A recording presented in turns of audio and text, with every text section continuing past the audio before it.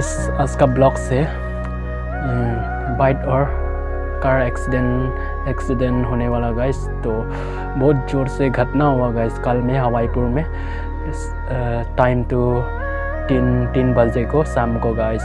तो ये वीडियो देख के आप लोग पता चल जाएगा गाइस। तो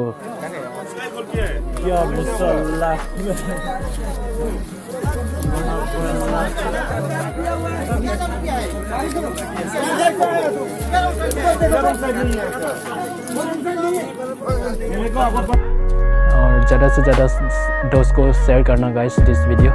तो चलिए मैं पूरा एंड तक दिखाता हूँ, तो मेरा वीडियो में बने रहना गाइस।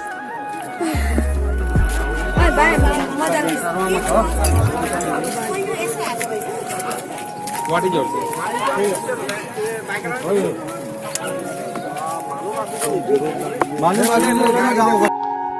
तो गाइस आज का वीडियो इतना ही। तो फिर से मिलेंगे अगले वीडियो में।